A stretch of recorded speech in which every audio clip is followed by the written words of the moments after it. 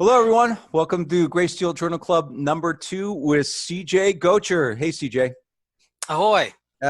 So Journal Club, listen, before we do anything else, I'm going to announce we're going to have a naming contest.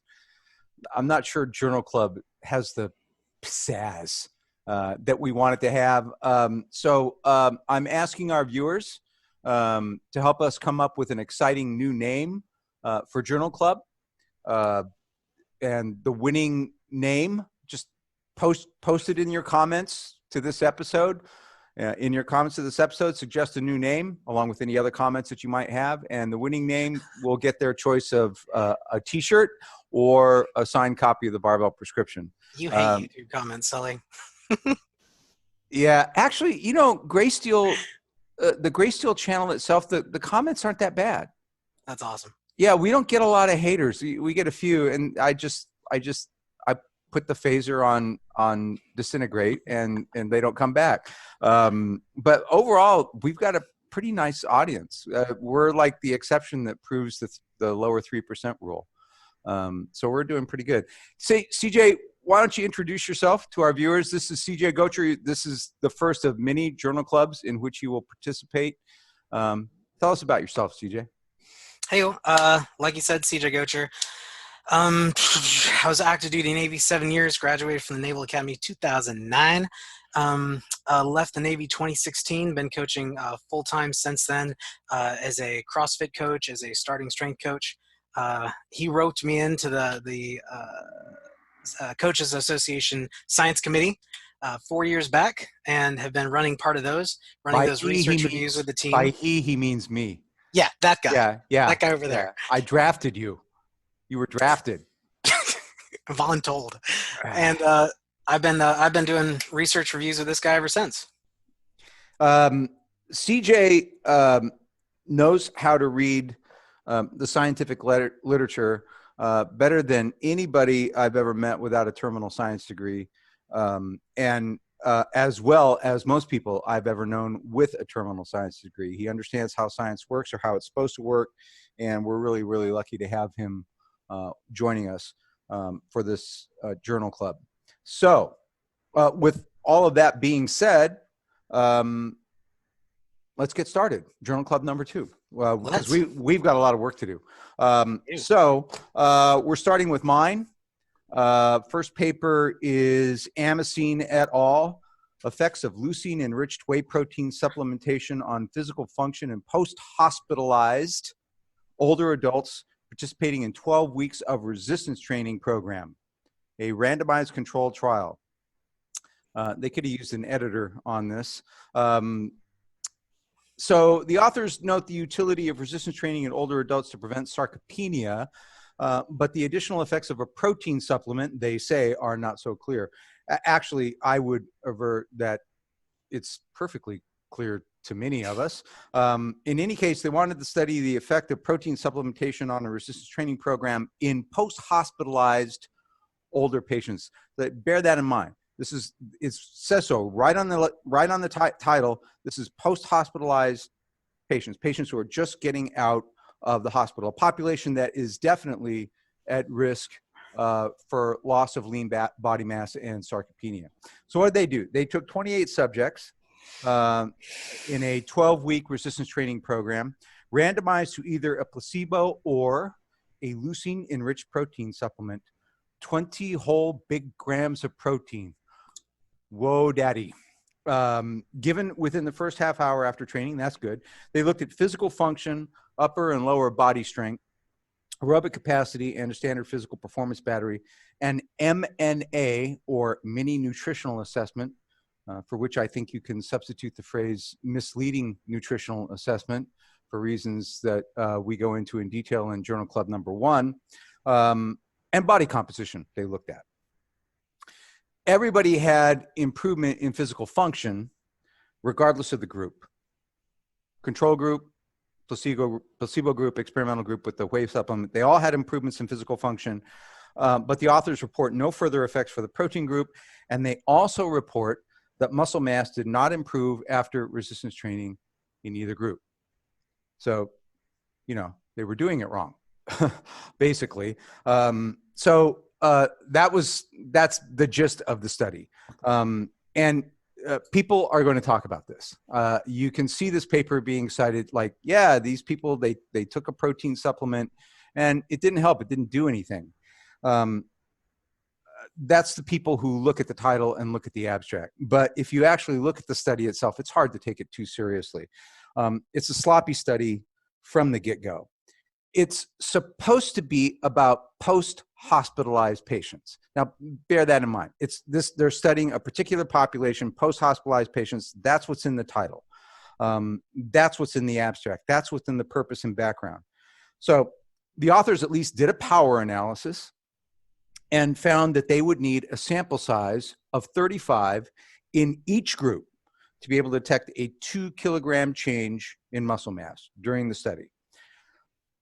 But after their recruitment process for post-hospitalized patients, there weren't 35 in each group. So what did they do? They started recruiting patients from the clinic, right? Not post-hospitalized patients. And even after they did that, they never got to the 35 in each group. The entire study is 28 people. So by their own power analysis, the study was not sufficiently powered to conclude that there was no difference between the groups, in spite of the fact that they did conclude that there was no difference between the groups. So there's every reason to suspect that their conclusion is a beta error, an error of the second type. Of all the patients they tried to recruit, of all the patients that they screened for recruitment into the study, 94% either refused or were excluded. So that raises fundamental questions about the population.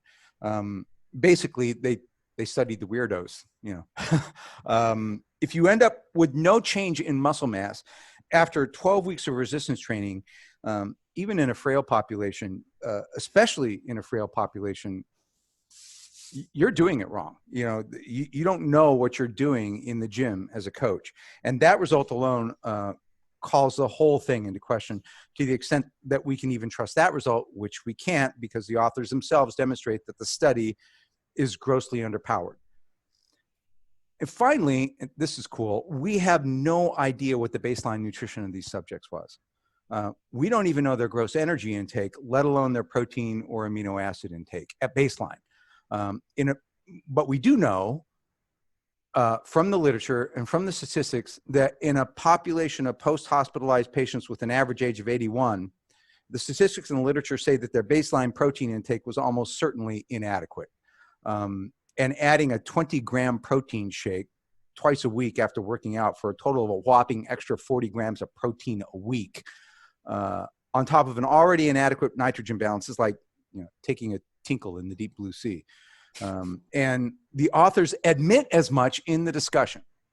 But they also suggest that they must be right because they, you know, some cherry pick studies agree with them and they fail to cite contrary data.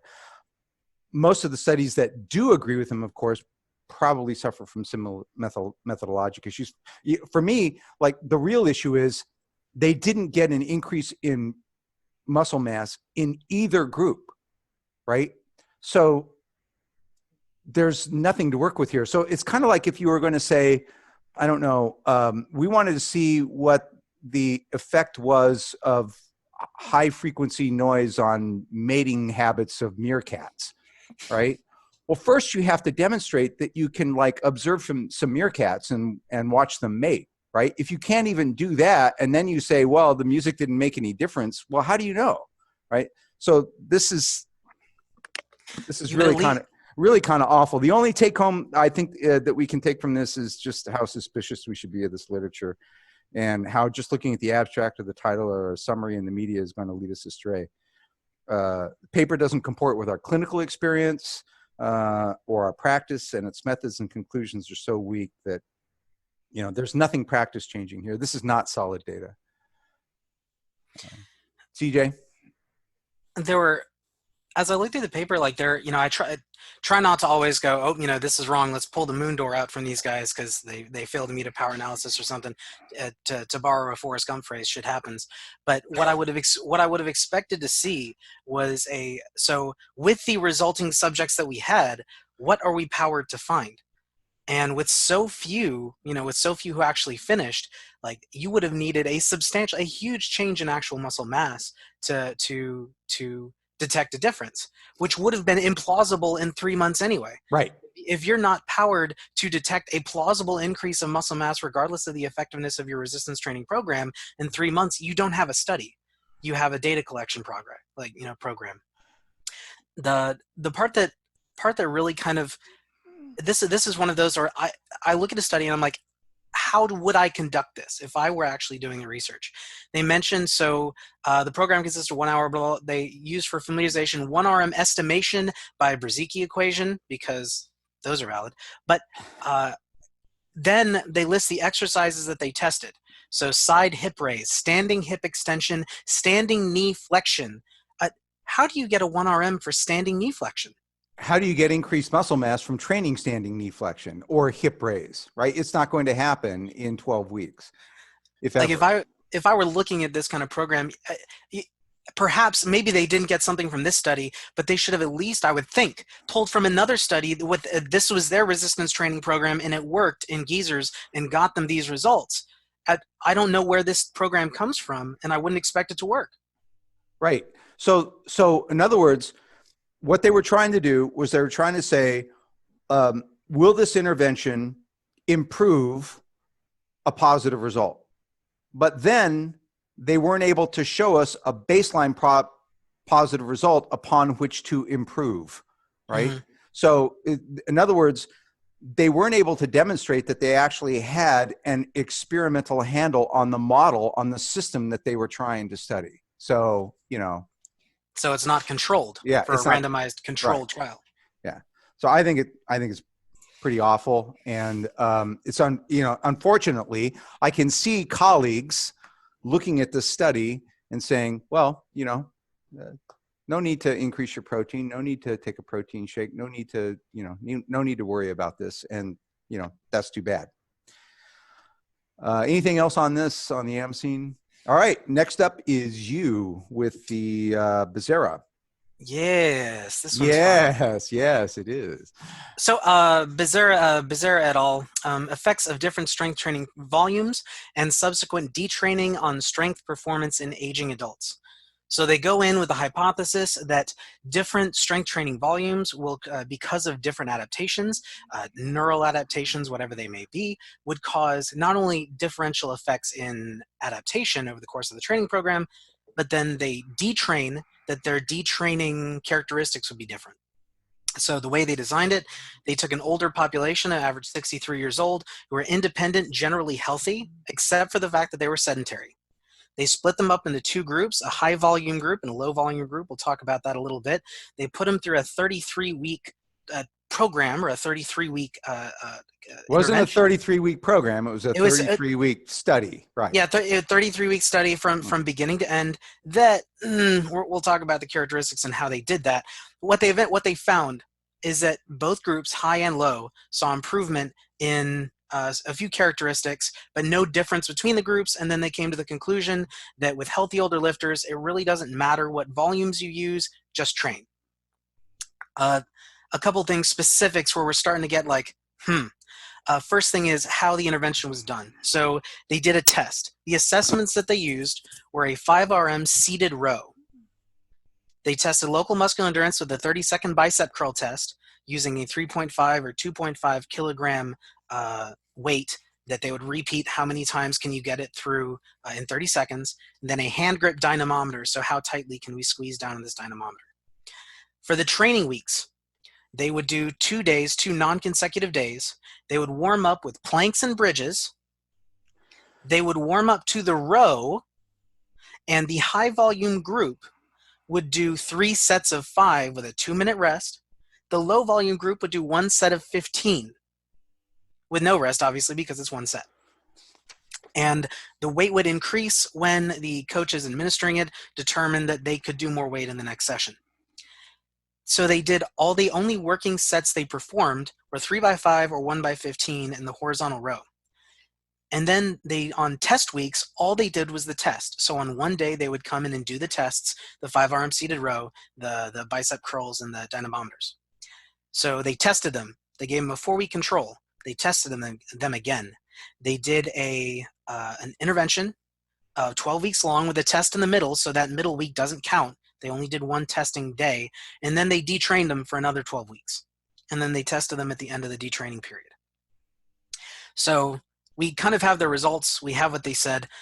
Let's look at how we break that down. So first things first, that look a little fuzzy. The results that they found, one, RPE. So they measured rating of perceived exertion, how hard that they were working. Yeah, this was just like how are they feeling? That it was higher in the low volume group. So one set of 15 sucked more than 3 sets of 5 with 2 minutes rest, even though the 3 set of 5 weight was higher. Shocking. They also found that the total load was higher in the high volume group.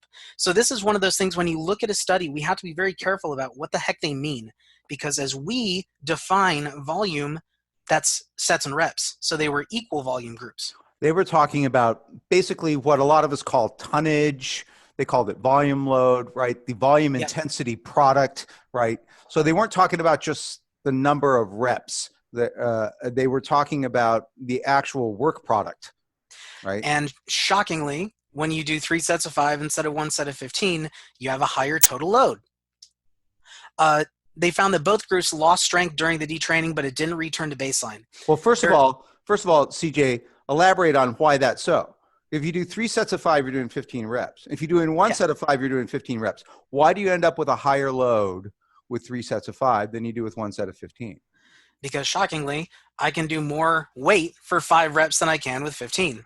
It's one of those where they created the study. It's definitive. It's part of the design and then listed as an outcome. It's also in some ways irrelevant to the total result, but we'll see that here in a second. A couple fuzzy things that I saw. One, before they study, they estimated they could detect an effect size of 0.9 with 10 subjects in each group. Just like in Amacene, like you were talking about, they didn't get that. They started with 30, they screened out 10, so now they have 10, so now they have 10 in each group, and then 1 left in each group, 1 quit. So they ended up with 9 in each group, and they don't tell us what the new effect size that they're powered to detect is. Also, an effect size of 0.9 is pretty significant. Like, I wouldn't expect the difference between 1 set of 15 and 3 sets of 5 in old folks to get me an effect size of 0.9 to begin with. In novice old folks, in people just starting out, yeah, you wouldn't expect that a big difference in effect size, right? And not when I'm doing 15 reps twice a week. Like, that's my entire intervention. Right. Another couple of things that kind of stood out and annoyed me a little bit. It's an example to me of what I call testless research. There's a line here: no previous study has observed the effects of different training volumes of resistance training and the same time of detraining on upper limb training volume. And then they're like, oh, this study did lower limb training volume. This study didn't match the way we did. So our study is novel and unique. Special and unique, right. So when they list in their discussion section, they say, well, some studies agreed, some didn't. So one study, Galvao et Tatafe, 2013, found that there were differences when you changed volumes. Redaeli, between 1 and 3 sets, found no differences. Vatoros found greater strength gains in the 3x5 group. Again, but their point is, we don't know why they're getting different results than we do because we did something totally novel. Because we did something totally different. Instead of like maybe trying to replicate previous results, which is actually a big problem in science right now. So and then one piece that strikes me, this is a dead giveaway for me, that they're not powered correctly to actually come up with any conclusion. Both groups had the same absolute difference, but the effect size was substantial. The effect size difference was substantial. It was like 0.3 because the standard deviations between the two groups' results were so dramatically different. In other words, they're like, well, there may have been an effect size, or they may have been a difference, we don't know. It's a statistical artifact. And when you're starting to pick away hairs at statistical artifacts and the two groups their actual numbers are no different, you're playing games with numbers. So what's the take-home point? So my take-home is that you can't apply the study. Like they say don't apply it outside of older people, and I would agree with that. Honestly, I can't take the conclusion and make anything meaningful out of it. It strikes me as statistical noise. I think that they failed to thread the apples and oranges needle between. We talked about this. We talked about this in Wichita Falls this summer about the problem of normalizing work product between studies of volume and intensity. It's a sticky wicket. These guys did not thread that needle. I agree with your analysis. Basically, small and short, was small population, short study, basically a novice program in which you would expect anything to work. And if you look at the final figure in this study, I think it's, it's not the final figure, the next to the final figure where they actually looked at the results. Both groups were right on top of each other. And yet the power of the study was not sufficient to detect the difference if one existed. So it may be that they weren't on top of each other and the study was just not powered to detect the difference between those two groups. So yeah, there's nothing practice changing here for me. Again, it's a study that I can see people quoting. You'll do just fine lifting light weights for a lot of reps. And when you're starting out, when you're an older novice and you're completely detrained and deconditioned, both approaches are good. They're going to be good for you, and they're both going to make you stronger. This actually, I think this misses the point. So when people argue, and they do, about the whole volume intensity thing, where that really comes into play is in the post-novice phase, isn't it? Mm-hmm. That's where it really comes into play. So if you're studying it in rank older deconditioned novices for whom any sort of activity is going to make them stronger because they're so far away from their genetic potential, what's the point for us as coaches, except that you can take that population and do almost anything and make them stronger? This one reminds me, it's not nearly as well, the essays, I can't even say that the essays, I can't even say it's as relevant as Morton et al. Was when we reviewed that years back, but it's almost like the impact is the same. I don't know if the conclusion is valid because there are so many logical leaks in the chain, but the final conclusion can be taken as part of a larger zeitgeist of it doesn't matter, just match volume or match intensity, just match effort, match something. Work product. Yeah, right? match work product. Match work product. So yeah, I agree completely with that. I don't really have anything to add to that. I can see it. It's a recent paper, just for completeness. This was published in the Journal of Bodywork and Movement Therapies. I can't say I've ever seen anything from that particular publication before. And it's recent, accepted in January of 2019. And we have an advanced copy of the manuscript.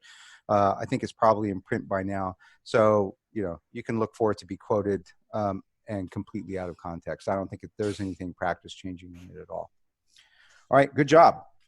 Anything else on that? That's it. All right, moving forward. Oh, okay, here we go. Next one is mine.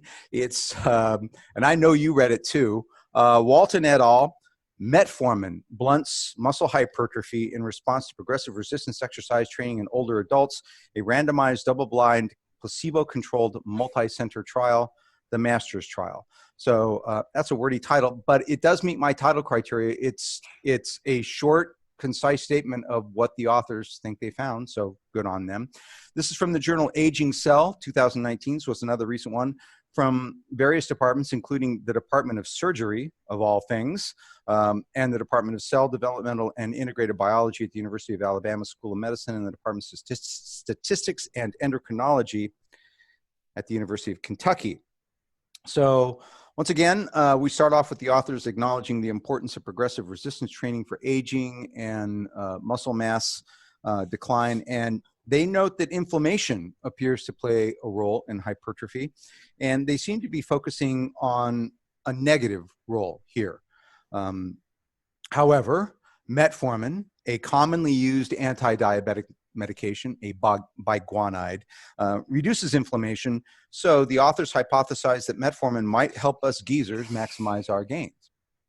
Not unreasonable, especially in light of work by Trapp showing that actual geezers who take actual NSAIDs make better actual gains than those who just suffer, which always made sense to me, but there you have it.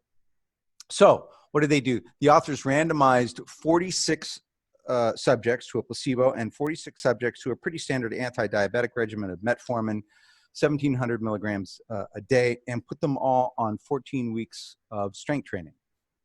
And then looked at their gains in strength and in lean body mass, including thigh muscle area by CT and thigh muscle density by CT, and they also did vastus lateralis muscle biopsy for fiber hypertrophy and satellite cells, which mediate fiber hypertrophy, and also for macrophages, which is a type of inflammatory cell. It's only one type of inflammatory cell. They looked at various signaling proteins with Western blot analysis. That's a way of separating and analyzing protein concentrations. Both centers randomized subjects, 33 in Kentucky after screening and 76 in Alabama after screening. 56% of subjects were female, median age was 69, and the subjects all tended to be high functioning with good scores on a standard physical performance assessment instrument. BMI was a bit higher in the metformin group at baseline, and physical activity scoring was higher in the placebo group. There was about the same rate of dropout in both groups. They were given either placebo or metformin during a 2-week preliminary wash-in period, which is good because they wanted a stable baseline. So that's a good method there. Then everybody went to training with what I can only describe as not what I would have done. But better than nothing was squats, split squats, calf presses, biceps curls, pull downs, and the like, using a heavy, light, heavy structure in novices. There you go. Where participants progressed only when they were able to perform 12 reps for 2 out of 3 sets on heavy days. Standard stuff in the literature, but I think ultimately a bit inefficient and slow and time wasting. We do not have granular data on progression and how fast these people progressed on an individual basis, which would not have been that hard for a group this small. Even though there are a bunch of other details in an online appendix, which I hate. I hate it when they do that. They say that nearly all the subjects got benefit from resistance training, although the granular data isn't really there. There was some weight loss, but dietary intake was not affected by training, which, again, you know, you're doing it wrong. Caloric and protein intake, based on what I see in the appendix, appeared to be inadequate to support training. Both groups showed improved insulin sensitivity. No surprise there, with no significant difference between placebo or metformin. That's a little surprising. There was a decrease in percent fat, no difference between groups, and they say that metformin prevented gains in lean mass with progressive resistance training. They say metformin inhibited decreases in type 1 fiber frequency, which is not something I'm terribly concerned about, and that had no effect on vastus lateralis hypertrophy. So that's kind of a fuzzy mix of results there. So this is a huge paper with a ton of endpoints. There's a lot to work through here. It's a big paper. I don't want to go through, like, for example, all the Western blot data and all that stuff, because I kind of don't care. We're looking at stuff that's like practice training is going to have an actual impact on training. I think it's of interest to, you know, pharmacology geeks and physiology geeks. There is some interesting stuff here. But I want to hit on just a few things that help us put this work in a proper clinical context. When you look closely at the data on the salient issue here, which is muscle mass, you see that both groups increased muscle mass as measured by computed tomography. Fortunately, and to their credit, the authors present bar and whisker plots with individual data points. So that's cool. So you can see where all the subjects fell out. If you look at the plot of change in thigh muscle area, both groups increased thigh muscle mass. But the greatest single increase was actually seen in a metformin subject. And if you look at thigh muscle density, the greatest single drop was actually seen in a placebo patient. Those were the outliers. But overall, both groups improved, placebo and metformin. And while there's definitely a statistically significant difference in the spreads, the clinical significance is not clear to me. like how many CT Hounsfield units is clinically significant? I don't know, especially since both groups demonstrated no statistically significant difference in strength increase. If you look at the data, including all the data presented in the appendices, you'll be struck by the fact that even where the data are statistically significantly different, the clinical significance is unclear. And all of that is provisional anyway, because we don't know what happened with the training of the individual subjects. So did both groups get trained the same? Remember, this intervention took place in 2 different states, right? Did they have the same overall rate of progression and attendance and so on?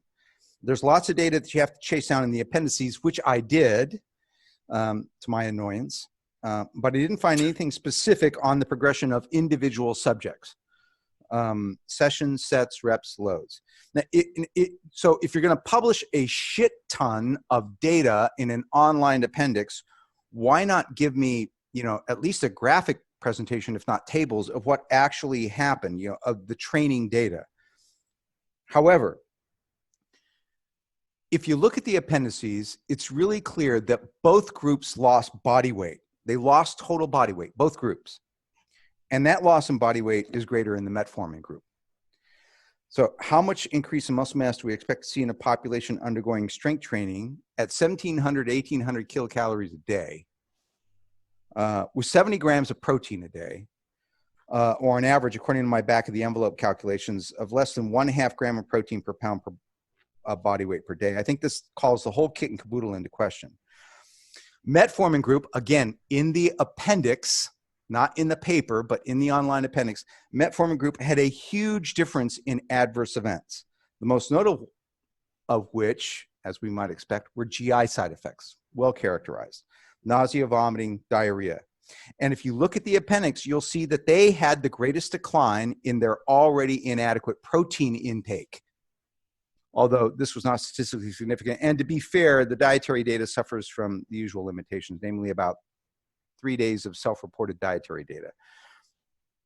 So what was the actual biochemical impact of the metformin on these weak data of inhibited muscle growth, as opposed to the effect, the non-specific effect on GI symptoms and diet? We don't know, but we do know that the side effects of metformin tend to improve over time. So is 14 weeks enough to wash out any impact of this, general non-specific side effect, GI side effect of metformin? I think that's a very good question. The observation here in the Western immunoblot data that metformin turns on AMP-K, AMP kinase, which is part of a component of the so-called AMP-K-AKT switch, if such a thing exists, is interesting. And if there is, in fact, some blunting effect of metformin in any general training population outside the general non-specific pukey diarrhea effect, I think that may be a part of it. Finally, and this is the punchline of the whole damn thing for me, these people were not diabetics. These investigators studied the effect of an anti-diabetic drug in a non-diabetic population undergoing a poorly described resistance training intervention in a setting of a nutritional and nitrogen balance profile inadequate to support optimal gains. So that's astonishing. So, this is a big study, a lot of endpoints, might be of interest to biochemists and cell biologists and pharmacology nerds like me, which is cool, but I don't think they're of that much interest to us as practitioners or to our listeners as athletes. At the end of the day, the differences in clinical patient-oriented outcomes were either unclear or simply not that impressive to me. You might feel differently, especially for such a short-term trial on a less than optimal training program in profoundly undernourished trainees. And this was not a clinically relevant population. None of these people needed to be on metformin. So if you took a population of pre-diabetics or patients with metabolic syndrome or diabetes and randomized them to lifestyle or lifestyle plus metformin, which, by the way, has been done, right? So there's precedent. There's no trouble getting a study like that through the IRB. you might get a very different result, because maybe the increase in insulin sensitivity triggered by metformin might be enough to overwhelm any blunting, specific blunting effect that metformin has, if in fact it has one. Which I repeat is not particularly impressive to me here. So for me, the bottom line is we're hinting at possibly some interesting, cell biology and pharmacology here, maybe, but I just don't see how this should change my practice as either a coach or as a physician. If you're a diabetic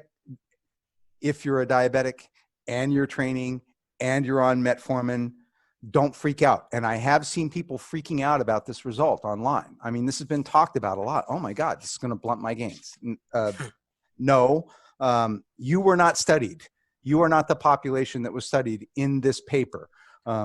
So if you're taking metformin and you're a diabetic and you're doing what your doctor says and you're training, you're doing the things you need to do, and you should keep doing them.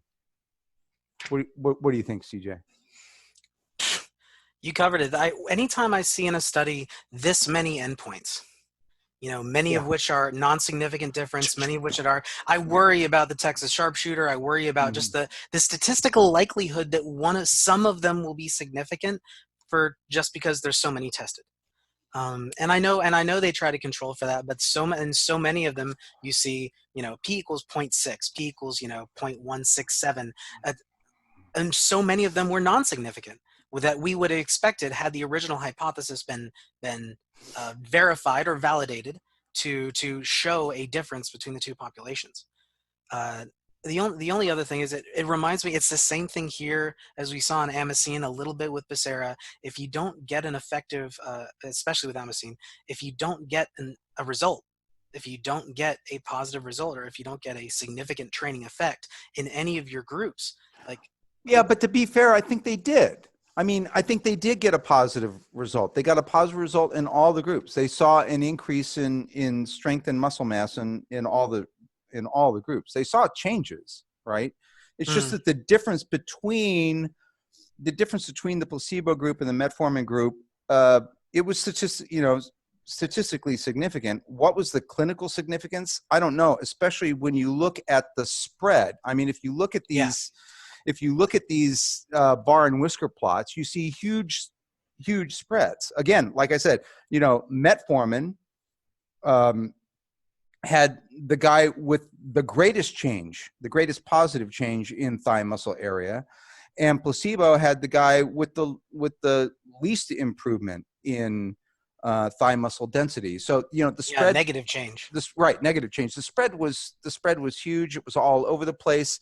In general, though, they saw, improvement in both groups. So their RT program worked. I think I could design one that worked better, right? Especially if, you would allow these people, some food and some protein, right? And that alone might have caused the results to even out. So maybe if I think what this shows is that if you take people who are already undernourished and train them on an inadequate protein intake, you'll get a consistent result. You'll get a consistent result. And then if you poison them with metformin, which they don't need, and make them puke and have diarrhea, right, they won't do as well. So shocking. It is shocking. And it's also interesting to look at this in the context of the Amacene paper, right? So these guys took an elderly population. True, they weren't all post-hospitalized patients, but then neither was the Amacene, right? And they did an intervention on them and they were able to get increased muscle mass. The difference between the groups, I don't know. So for me, it's not practice changing as either a coach or as a physician. Anything else on this one? I think we got it. I think we got it. So I like the next one. The next one's yours. I really like the next one. It's a rolled bar. Go ahead and tell us about it. Sure. So Bahr is not a study. Bahr is a review. It is a narrative review trying to establish a topic, and his hypothesis or his statement from the very beginning is that currently no adequate screening tests are capable of predicting injury risk sufficient to implement a targeted prevention program. And this one actually got me thinking, like in a lot way, and is some ways potentially practice changing, certainly has implications and has filtered through the literature that followed after it in terms of how we think of screening tests in general. All right, So, but I'm gonna force you to go ahead and cite the title, author, and journal. And yes, year. Roald Bahr, Why Screening Tests to Predict Injury Do Not Work and Probably Never Will, a critical review. And hold on. British Journal of Sports In Medicine. the British Journal of Sports Medicine, 2016. Yeah, so fairly recent. All right. Yeah, quite recent. So to summarize his results, first he sets the frame. He establishes a medical screen, or he lists the World Health Organization Wilson-Younger criteria that that the condition being screened for is an important health problem. There's a detectable early stage, that treatment is of more benefit early than later, and that a suitable test exists to detect disease at an early stage. That if you don't meet that criteria, you don't have an effective screen. And we actually see this, we see this a great deal in the medical community as we're starting to balance out, is it valid to do breast cancer screenings, prostate cancer screenings, because of the negative impact of the interventions. He then sets a second frame, which he establishes as the things that are necessary in order to establish an effective test. That first, a strong correlation has to exist between a marker and, for our sport population, future injury risk. That you have to develop a test which is valid in the right populations and has adequate test properties, and that giving it to one portion is more useful and cost-effective than giving it to just everyone. So we have these two frames, and there will be a visual for that, but we have these two frames to start getting us thinking about a screen. As an example of a positive screen, he uses fetal chenonuria. So we give it to kids. The blood test has a very high sensitivity. If you have this condition and the blood test shows positive, they'll test you again, shows positive again, you have it. Right. So it's sensitive and specific. Right. And we'll talk about sensitivity, specificity. Right. The intervention for phenylketonuria is very invasive, reduced protein intake from natural sources, high supplementation, frequent doctor's visits, so it meets all the criteria. There's a strong correlation. It's valid in the right populations, which is every infant, and giving it to a subset, so giving the treatment only to those who have the condition, is more useful than giving it to everyone. Now let's take this to sport. So first off, sport is not like disease conditions. It's a little different, yeah. It's very much. He establishes first the dichotomy problem. So the dichotomy problem is simply that we have a normal distribution of a characteristic of a sporting ability. So maybe that's flexibility, maybe that's strength, maybe that's ace or knee abduction moment, which comes on a normal curve. So where do you set your cutoff? Because if you are trying to if you're trying to select who receives an intervention, you have to take this normative curve and establish a cutoff value. So if you're going to find a test that does that, then you need to do a cohort study. You need to start with a bunch of people, measure them for the risk factor, let them get injured over the course of a season and see what the correlation is. And then you have to look at it to establish a cutoff. There's going to be a visual here where Hammett et al. Does this for ACL abduction moment and finds that there is indeed a significant correlation between high abduction moment in a land and injuries. But when you actually look at the graphic, when you look at the people, sure, you can establish a cutoff that's pretty sensitive and pretty specific. Sensitive meaning if you give the test, they have the condition, or in this case, if they pass this cutoff, they're more likely to get injured. And it's specific as in if they don't pass that test, or if they don't fail that test rather, then they're not going to get injured. But here's the problem. You need a test that has valid measurements across the cohort that you're looking for. And when you're dealing with a condition where most people don't get it, when the base rate is low for the condition, you got a problem. Majolnis et al. Found an incredibly high odds ratio connection between prior injury and new injury. It's one of the highest odds ratios for risk. I mean, if you have prior injury, you're one of the most at-risk populations. And using that as your screen, knowing that it's highly sensitive and specific, of all the 19 people who were injured, only 9 of them had a prior injury. So even if you had the perfect intervention program, that if whoever receives the program is not going to get injured, we can guarantee it. half of the people who got injured would have been missed by your screen because of the sensitivity and specificity ratios involved. You know, there's a graph here that Hammett et al. Considered one of the higher values here, the more useful values. It's positive predictive value. Which means if they have a positive test, what are the odds they actually are going to get injured despite a sensitivity of 78 and a specificity of 72, which are both considered pretty high? No. Yeah. So it may be considered high in sport. Not in medicine. No. But in sport. Yeah. In sport, those numbers beat everything we're going to talk about later with the FMS. And yet the positive predicted value is only 11%. So if I give you the test and it says you are at risk for injury, only 11% of those people actually got injured later on in the season. So he moves on to say that now you've established a cohort study to establish a relationship. You've tested that. You've validated a cutoff that is useful. Then you have to establish that giving the test isn't just as useful, or giving the intervention isn't just as useful applied to everyone. The one that he uses is the Nordic hamstring curl. So the Nordic hamstring curl, they did this. They established a cutoff. They implemented the Nordic hamstring curl. It was highly effective. On previously injured players, there was a 1 in 3 needed to treat. So you give it to 3 people who are previously injured, 1 wouldn't be injured in the future. But here's the problem. When you look at the previous study, or when you look at the intervention that they give, at the start, it's 2 days of, I think, 2 sets of 5. I had it pulled up here. 2 days of 2 sets of 5 Nordic hamstring curls. The total intervention is less than 10 minutes long, twice a week. Yeah, and basically no cost, no risk intervention. And it was effective in the other group too at reducing injuries. Right. So you don't need the test. You don't need the test. You just give them the treatment. You give everyone the treatment.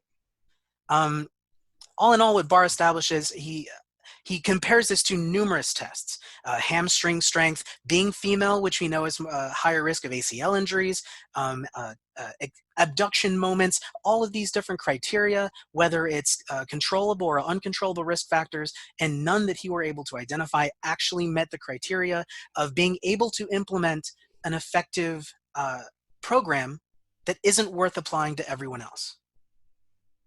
And for me, for me, kind of my takeaway from it, this was actually something of a big deal for sport athletes. It's like, if you can find a low cost intervention, or an intervention that's already functioned with a sport, why not? Also, when we talk about return to sport, when we talk about, post injury, what is our cutoff criteria for when we decide that somebody is ready to go to sport again? I don't know. I really don't know as a coach, and all I can really do is optimize their training and optimize the intervention that I give them. Yeah, and observe the response to training, because yes, what I think Bahr does admirably here is basically say you don't have any reliable, cost-effective, time-effective instruments that are going to be discriminatory for an intervention in an athlete. And I loved the discussion of screening. But I think everyone should read it. The problems with screening, which are germane not only to athletes and coaches, but also to doctors and patients. It's a beautiful discussion of that. And I like the conclusion. To date, there is no intervention study providing support for screening for injury risk. And it's not a study. It's not a data point. It's a position piece. It's an opinion piece. But I think it's very, very well reasoned, and I think it's a pretty devastating analysis, and it has a bearing on the next one. So, anything else on this one? I think everyone should look at this. We'll put a link in the doobly-doo, and I think everyone should have a look at this. Yep, it's good stuff.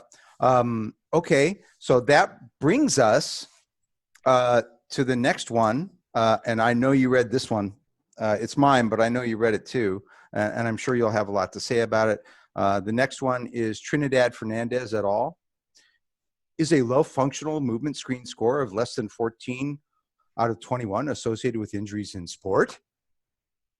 I hate it. I know you love it. You love it, Doc. I hate it when I hate it when the title is a question. It's like, what, you're asking me? I'm coming to you to tell me, right?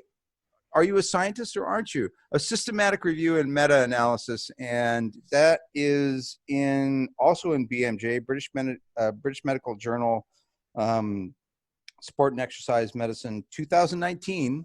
Again, a systematic review and meta-analysis, a study of studies. I love the very first line of this paper. Sports activity is associated with injury. Yeah. They state that sports injuries have a rate of about 30 injuries per 1,000 person years in industrialized nations. And they also assert that an assessment is usually performed at the beginning of the season as a strategy to manage injury risk. Okay, if you say so. And one such screening tool is the functional movement screen, or FMS. CJ knows I'm not a big fan, and I don't think he's a big fan either, so full disclosure there.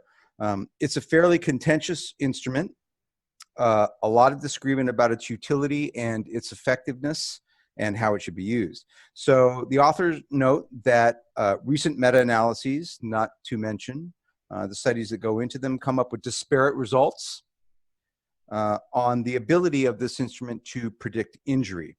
And they suggest that part of the reason may be, again, this harkens back to the paper that CJ just discussed, deviation from the classically described cutoff of less than 14 out of 21. So it's an issue of like, where do you make the cutoff to get, in this case, the greatest positive and negative predictive value for the test. So they decided to do a systematic review and meta-analysis of the association in healthy populations using this classic cutoff, less than 14 out of 21. They looked at prospective studies that examined this association, and they excluded studies that didn't look at injury risk odds ratios or that didn't utilize the special cutoff of less than 14 out of 21, less than equal to 14 out of 21, or those where they couldn't calculate an odds ratio. They used a pretty standard approach for systematic review and meta-analysis, including an assessment of the heterogeneity statistic. In other words, how different were the studies? What they're doing is they're taking a bunch of studies and they're pooling them to make one big study, right? Well, since not everybody does their studies the same way, as we'll see, you have an apples and oranges problem. So what is the heterogeneity of the studies that you're pooling into a single thing? And they did an assessment of study quality using the Strobe checklist. No sense going into that in great detail. It looks like 13 out of 95 studies made the systematic review and 12 made the meta-analysis. So what did they find? The total number of subjects of the combined studies was about 5,200 people. They used the Strobe checklist, and studies scored between between 11 and 18 out of 22. Subjects tended to be young. There was wide variation among these studies, wild variation among these studies as to what actually constituted an injury, which is a huge problem with this entire project. So, for example, one study defined injuries as those that resulted in 0 days of time lost. In another, it was a missed game. In another, it was time loss of 3 weeks. In another, it was a diagnosis by a physician, just all over the place.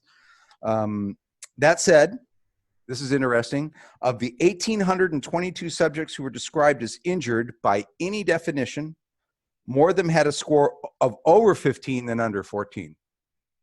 Interesting. 35% of non-injured participants has a positive functional movement screen of less than 14. So the specificity or the predictive value just sucked. Only 37% of injured athletes had a positive FMS by this definition.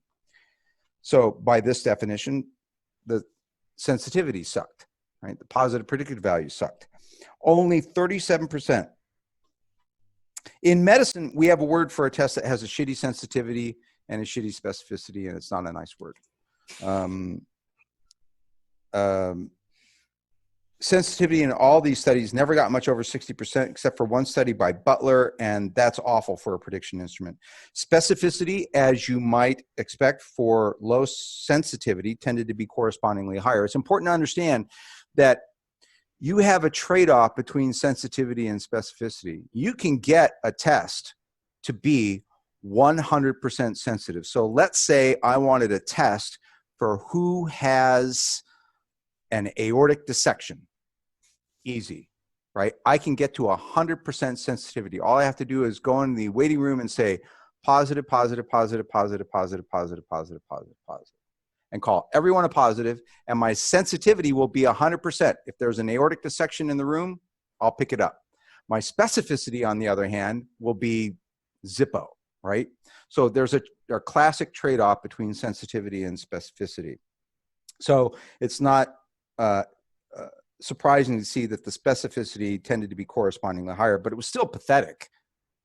The authors conclude, and this is beautiful, there are no findings that support a relationship between functional movement score and injury risk. Ouch. They note wide methodological quality, which is, another way of saying that this literature is a mess. They state that the FMS could be a good tool because it can assess stability and strength, although they don't exactly tell us how we're supposed to use it that way. So, it is what it is. I think the project, technically, the project was conducted fairly well. They did the best they had with the literature they had to work with. Although technically their use of strobe to assess methodologic quality is, most people would consider it an abuse of that scoring system. That's not what it's for. And as is often the case, this meta-analysis suffers from the GIGO dynamic, garbage in, garbage out. The heterogeneity of this literature makes it really hard to eliminate the apples and oranges factor. We can't definitively say that the authors got it right, but the authors got it right. Yeah. I'm not saying it's aliens, but it's aliens. The use of such a crude instrument to predict the future across a wide range of athletes and sports just never did scan for me.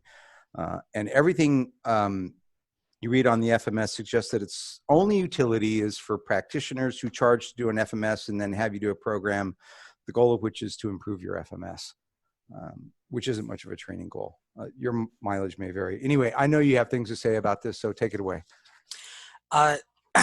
Personally, I think to me, so I read the next study that we're going to go over, Kraus et al. I read it and its partner study, I guess you could say, that they came out at the same time, Beardsley Contreras, when they came out back in 2014. And Trinidad-Fernandez placed those other studies in context because of how detailed they get into the heterogeneity and the issues in the literature. Another thing that Trinidad-Fernandez brought up is because of how popular it was, this one exploded on the Twitters, if you will, among the FMS crowd, and it clarified a great deal, required people to come out and clarify the FMS is not meant to detect injury risk. It was never designed to do it, people coming out and saying that explicitly. So I felt as I looked at it that it's a good time then going over that literature and seeing, wait a minute, and knowing what we know about test criteria, knowing what we know about its ability to detect injury risk, what does that say about validity? You tell us. Okay. I guess we're going on to Kraus et al. All right. This next one is Kraus et al. It's yours. 2014. It is mine in the Journal of Strength and Conditioning Research. For those who are particularly interested in digging, there's another parallel. This is a summary review. This is a narrative review. Right. This is a systematic review. There's another partner study or a sister study came out at the same time that is a narrative review by Beardsley and Contreras that provides an interesting counterpoint. But this is a systematic review. So the authors, this is back in 2014, so it doesn't include many of the studies that were in Trinidad-Fernandez. The authors went through PubMed, they went through Google Scholar, they were looking for very specific terms, functional training, functional movement screen, functional movement, and then narrowed out to answer a series of specific questions about the functional movement screen's utility. To establish some background, what the functional movement screen is. The functional movement screen is a 7-movement test that is scored on a 0 to 3 scale analog. So 0, 1, 2, 3. 3 represents no errors. 2 represents some compensations. 1 represents unacceptable movement. And then 0 is pain or injury. They can't complete the movement or they do so with pain. That's a 0 on the score. Right. Kraus et al. Were trying to determine whether its validity is a test, which in order to determine that has a series of lists that you have to confirm. So going through and establishing also some context here, the functional movement screen was introduced in 2006 by Cook, Burton, and Hugenboom, which is just a fun name to say. In their study, pre-participation screening, the use of functional movements and as an assessment of function. Its meaning has shifted over the years. So back in even so far as 2011, one of the authors said that it is designed to identify movement pattern dysfunctions, thereby helping create the best possible intervention, which to me is diagnosis. And if we think about Bahr's concept, we are identifying a movement pattern dysfunction, which predisposes you to injury, and therefore helping you create an intervention to reduce that occurrence of injury. That is what, although it's not explicitly labeled that that's what it is, that's how people are using it, and it's what if it's valid, it should be able to accomplish that. What they did, they took 34 studies. Kraus et al. Took 34 studies. 12 of them were on performance and injury risk prediction, many of those which are also reflected in Trinidad and Fernandez, and then 7 on program design and the effects of taking the FMS and creating a program based on those results to see the effect. First off, I'm just going to list their conclusions before we talk about how they came to these. Sure. They determined that it has good inter and intra-rater reliability. So if the assessor is trained and they establish training as over 100 screens conducted, not by what your qualifications are, because heterogeneity of studies, they found that that was the most consistently valid. They had a 0.8 to 0.9 interclass correlation coefficient, which basically means they're pretty tightly correlated. If one tester sees a 2, the other tester is going to see a 2. Going to see a 2, right. It's a highly reproducible instrument. They found that knowledge of the scoring criteria improves performance approximately 2 points between 2 trials with feedback. So if I give you the FMS and you get a 15, and I tell you what you did wrong, and you do it again, average about 17 for your final score. It is, as a unitary construct, it fails. So as a unitary construct, a single score, that 14 cutoff, it doesn't seem to be valid. It doesn't apply to many different environments. For instance, if I'm looking for risk of ACL injury, why do I care about your shoulder mobility? And in study after study, consistently, the total score isn't useful, and the normal cutoff of 14 isn't universally valid. The FMS does not correlate with performance. In fact, in many studies, it shows a negative correlation with performance, which was interesting. Yes. There's moderate evidence that it predicts injury, but we're going to get into that. FMS-based programs, there is moderate evidence, and it's conflicted as to whether it actually improves FMS scores, and it does not appear to affect field performance or field injury rates.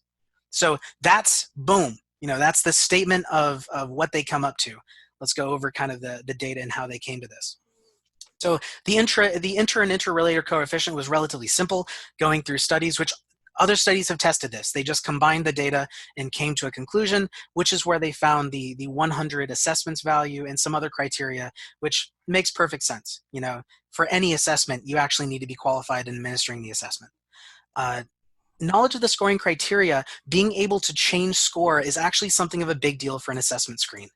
It affects face validity. So if I'm developing a test to determine whether you're a douchebag, and the test is, do you think you're a douchebag? Then it has such a high face validity. It is obviously about this trait to which you have a negative desire to represent yourself as a douchebag. So you will try to correct yourself when the screen is trying to detect your innate douchebagginess. And if the screen responds to my attempt to change it, that says something about its face validity. It says that the screen is not detecting a trait which can be which is reflected across movement. If the concept of the functional movement screen is that they are functional movement deficits that occur across all functional movements that can be discovered by these highly specifically designed challenges, then you would expect that these would be consistent from test to test. And if you know the criteria, if you know how to move well, and so you can move better, the question becomes, why don't we just have you move better? Beautiful. So continuing on, the FMS does not correlate with current performance, and this is one thing where I have issues with Kraus et al. And their representation. So they say flat out there's not a great correlation with performance. I would say, looking at the studies that they quoted, pulling those and reading them, 0 to negative, it's statistical noise. So they cite Stuart McGill's study on the impacts of FMS on basketball performance, pointing to some moderate correlations between performance and FMS scores. So the hurdle test FMS event had a 0.5 correlation with some variables, with some positive variables, forgetting to mention that none of those actually reached statistical significance. Another FMS test, the inline lunge, was small or negative with every value that they were measuring. That shoulder mobility had negative correlations as well, and the ones that had the most significant meaningful result in that study, labeled torsion control, are not actually FMS tests. So I wasn't clear what the importance of that was, and I would take their conclusion to actually be, like, when I look at the data and I see decreased or a negative correlation with T agility tests, sprint times, vertical jump, abdominal strength, I'm honestly the point. I don't know what to say. I'm not going to say that the FMS is negatively correlated, but it means nothing. CJ, I think you do know what to say. You're just being too nice.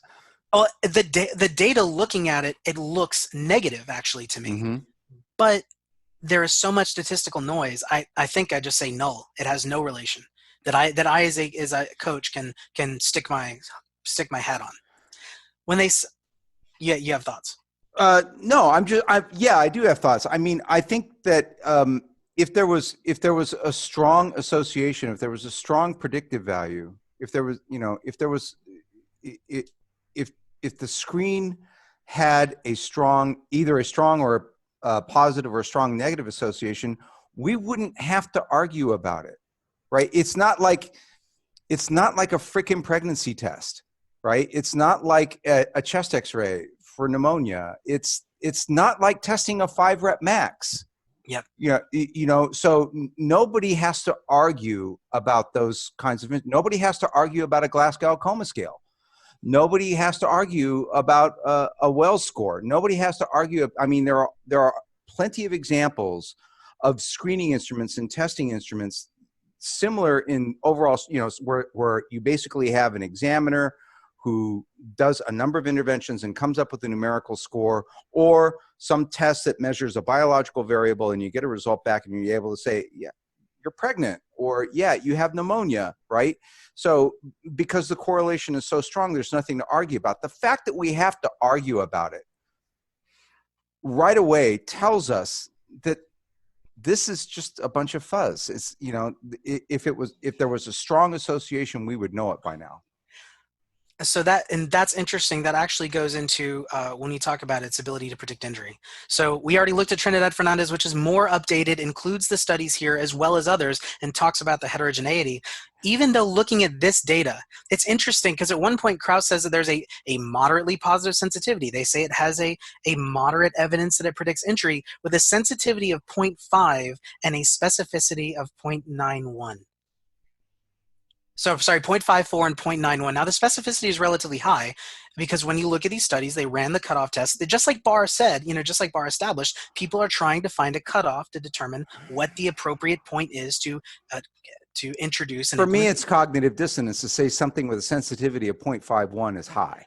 But when you look at a screen and say that 0.4 to 0.6 is a moderate value, that's one thing. But when you look at it, when there's only two possible values, like introduce the intervention or not introduce the intervention, 0.54 is a coin toss.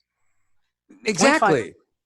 It is incapable of coming up with a meaningful value. So the positive predictive value ends up being about 70%, which for a medical screen would be garbage. And then when you look at the actual values in the study, so for instance, in one study, 13 people who were injured, 6 of them would not have gotten the treatment had they have not gotten the intervention had they done the FMS screen and used that as their cutoff. And in that particular study, they actually removed the shoulder mobility FMS event and recalculated the cutoff from there because it was for leg injuries and it's a soccer. So it wasn't relevant to soccer players, they assumed. In another cohort study of women athletes ended up with a sensitivity of 0.58, specificity of 0.74. Again, more of the same, just barely above a coin toss. One thing that comes up in a lot of these injury risk as well is that there is a significant point, like being below 14 is pretty bad, but being like 15 or above, it kind of flattens out. They talk about this as, kind of a long tail, where is the FMS actually special in and of itself, or are you just detecting what some people would affectionately call a motor moron? They just don't move well. And people who don't move well tend to get injured more often. And if it's so apparent, or if it has to be so clear, you have to get a 2 on every test or less to cross this 14 cut point, why wouldn't I see it in sport? Why would I not see them? But not you will moving see well? it. I mean, when you take on a client who's a motor moron, you know it inside of 5 minutes. And not only do they have a higher risk of injury simply by virtue of the fact that they don't move well, right? Their athletic performance is also going to be negative, right? Simply because they don't move well. So what you're bringing up here is if somebody has a very low score on the FMS, do I need an FMS to see that they don't move well? There are people, so if you go on their boards and on their comments, people ask, well, if I see someone who's squatting great, but they test poorly, should I take them off the squat? Like, I'm worried about this as a coach. And people will say, yes, the weight, the load, and their practice and the movement is masking functional deficits. On the basis of what data? On the basis of what data, and we actually see this in the next section, whether or not FMS-based prescriptions improve FMS scores and whether or not that actually plays out in field performance. So in one study, Keeley et al., 62 football players, they gave them the FMS, they gave them an introduction, they improved by 11%. So if they were at that cutoff of 14, they would have ended up with a 15.1. I don't know what the actual field relevance of that is. I just don't. An interesting one, though, Frost et al. Took 60 firefighters, put them into a movement group, like that's supposed to correct these functional deficits, a fitness group, which is more just go fast, rah, rah, rah, we're the cheerleader coach, and then a control group that receives no, they're just given a program and told to run it on their own effectively. And there was no difference in FMS scores pre-post training for the between groups. And no difference for the two groups, the fitness group and the movement group. And then in the control group, they changed pretty dramatically. So they ended up going to an FMS score of 17 compared to insignificant changes in the other groups. I don't know what that says, except that statistical noise are garbage. And then when they say, does it play out in the field, the authors effectively come out and say no. Now they kind of hedge this with, there's so many factors in the field, and there's people, there's team interactions, there's field interactions, like the actual courts, and like if somebody's getting injured, that how do we know? But if the FMS claims on its site that I'm going to pull this quote because I have to. It determines if movement patterns are optimal, acceptable, or dysfunctional, informs programming to help athletes improve fitness and performance, and yet the factors for performance are so great and so varied that they overwhelm any impact that of the FMS has, then we can't make that claim. We can't make that stretch. So again, I think it's just far too crude an instrument to allow us to make robust clinical decisions. I mean, so if I get a low FMS score, assuming I ever did such a thing, I don't know what would possess me to do such a thing. I don't know what to do with it. So I've mentioned the Glasgow Coma Scale. For me, the FMS has always been exactly like that. I don't know if you're familiar with the Glasgow Coma Scale. It's a standard scale. You look at eye-opening, you look at best motor performance, you look at vocalization, and you come up with a scale. And every emergency physician knows how to get a Glasgow Coma Scale. I've had to do thousands of them because you have to get a Glasgow Coma Scale. It used to be on every traumatized patient. Now it's on every patient. It's just something that you're required to collect in every resuscitation. And in 25 years of medical practice, that goddamn thing never helped me make a single clinical decision. At the high end, the Glasgow Coma Scale does not distinguish between a totally normal intact person and somebody who's having a complete hemiplegic stroke. They'll have the same Glasgow Coma Scale. At the low end, it doesn't distinguish between a drunk guy, a comatose guy, and a 2x4. Literally, this desk has the lowest possible Glasgow Coma Scale, and a guy with an alcohol level of 500 also has the lowest possible Glasgow Coma Scale. So and here's the thing, it's a highly reproducible test, right? So if I get a GCS of 8, you're going to get a GCS of 8, right? It's highly reproducible. And it probably is a valuable statistical instrument for the analysis of populations. And maybe the FMS is too, although I haven't seen it used that way. It's touted as a clinical instrument. And yet, after looking at all this literature, including this paper that you've just discussed, the paper that we just discussed, the Trinidad, and the Beardsley, which was a good paper, which we left out this time for purposes of time, but we're probably going to discuss in a future journal club because I think it's worth looking at. I don't know how to use this thing. So the data says that you and I will get the same FMS on the same guy, right? Highly reproducible, but it doesn't tell me what I'm supposed to do with it. For me, that's the bottom line. I don't know how it helps me make better clinical decisions. For me, my takeaways were, one, if sometimes a thing will work, but the claimed reason for why it works is invalid. Even if the FMS worked, the claimed reasons for why it should work should create different results than what we see in the systematic review. We should see a correlation in large enough populations between injury and the FMS score at that cutoff point if it actually was detecting functional movement deficits that, according to Gray Cook, cause microtraumas which make you more susceptible to injury. It's like if you have a genetic variant that makes you more susceptible to injury, then you should be able to see that reflected in a cohort study, and we don't. We just don't. So if the study is, if the test is valid at all, the reasons described for its validity are invalid.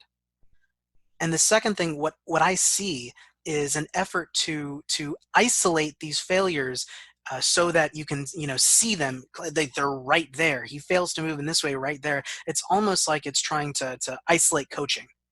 We're trying to take the skill of identifying a squat or a lunge or a football stride or a run. We're trying to take the challenging task that a coach faces in diagnosing movement and break it down so that anyone can pay the fee it takes to go to an FMS event and learn how to do the FMS and do the same work, and you can't. But that takes us right back. You can't substitute for coaching. That takes us back right to the same point that you were saying, the conversations that you've had with people. It's like, well, if I've got a guy who has a pretty good looking deadlift, right? Or a pretty good looking squat, right? But his FMS is off. Should I take him out of the squat rack? And somebody says, yeah. So the question is why? I can assess the squat best by assessing the squat, right? Not by the FMS, because what's funny is one of the FMS events is a deep squat. And yet you still see this kind of like, why can't I just look at a squat? Have you ever used it at all in your, I know you have a long practice coaching movement, right? You've been a coach for a long time. Have you ever used it clinically at all? So I was not a professional coach at the time. I was at the Naval Academy doing helping people with a PRT. I was a training corporal and a training sergeant going up the ranks.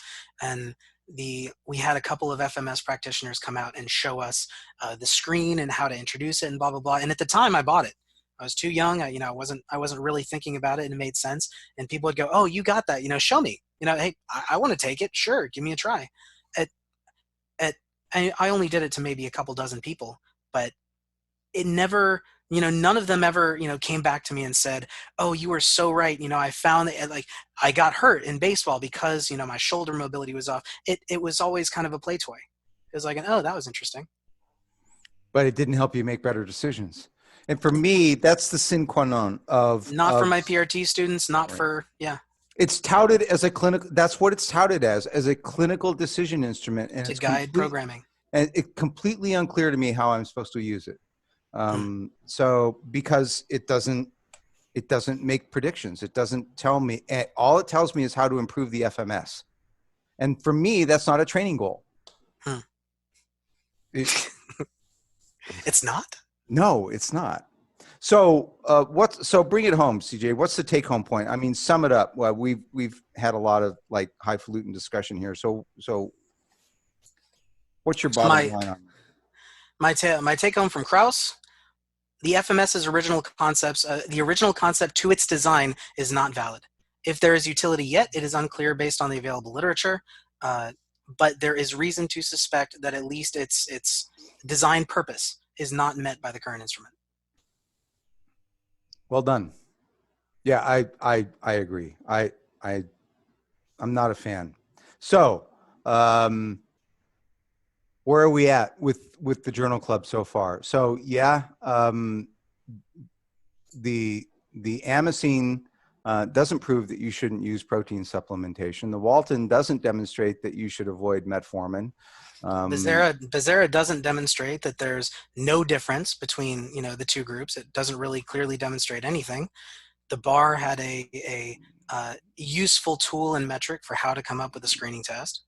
I think I think we did a pretty good job of disposing of the Amacene and the Walton and the Bezerra. I think of all the papers, the Kraus and the Bahr are the ones that are most worthwhile. So if our listeners want to actually like dive into any of this literature that we discussed, there'll be links to all of them in the doobly-doo. If I had to choose one that I think everyone should read, it would be the Bahr. Yeah. And the Kraus a close second, in my opinion. Anything else on this? So how'd you like it, June? This is your first Journal Club with us, the first of many. We're already collecting papers for your second one. Yeah. Did you like it? I did. It's fun. Yeah, it was fun. Thanks very much to CJ Gotcher for joining us. You'll be seeing him again.